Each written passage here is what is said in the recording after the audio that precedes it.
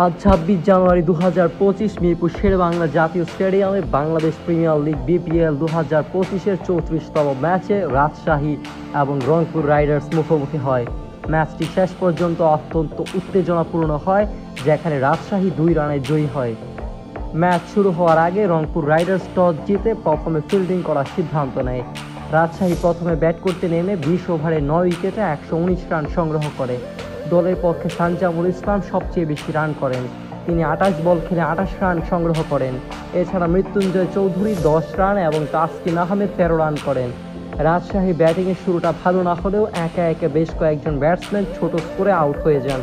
প্রথম উইকেট পরে ২.১ ওভারে যখন জিসান আলম ৩ বল করে ২ রানে আউট হন মোহাম্মদ সাইফুদ্দিনের বলে। এরপর সাব্বির হোসেন ১৩ বলে ১১ এবং আনামুল হক বিজয় ১৬ বলে ১৩ রান করে দ্রুত ফিরে যান। তবে সানজামুল ইসলামের দায়িত্ববোধের কারণে রাজশাহী কিছুটা স্থিতিশীলতা পায়। তিনি ২৮ রান করেন, তবে দলের পক্ষে বড় স্কোরের আশা পূরণ করতে পারেননি।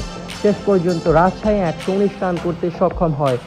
রংপুর রাইডার্সের বোলিংয়ে মোহাম্মদ সাইফুদ্দিন ৪ ওভার ২৩ রান ও ২ উইকেট এবং খুশবু শাহ ৪ ওভারে ১৯ রানে ৩টি উইকেট লাভ করেন।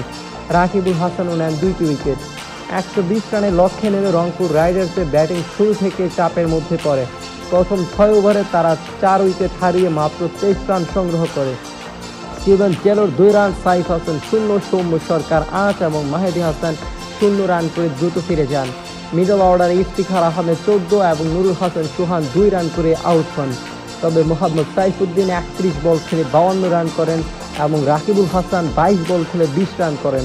তবে সাইফুদ্দিনের অসাধারণ ইনিংস সত্ত্বেও রংপুর রাইডার্স শেষ পর্যন্ত ১২০ রানের লক্ষ্য পূরণ করতে ব্যর্থ হয় এবং ২০ ওভারে ১১৭ রানেই অল আউট হয়ে যায়। রাজশাহীর বোলিংয়ে প্রধান ভূমিকা পালন করেন মৃত্যুঞ্জয় চৌধুরী, যিনি ৪ ওভারে মাত্র ১৮ রান দিয়ে ৪টি উইকেট নেন। তার দুর্দান্ত বোলিংয়ের দ্বারা তিনি ম্যাচের সেরা খেলোয়াড় নির্বাচিত হন। তাসকিন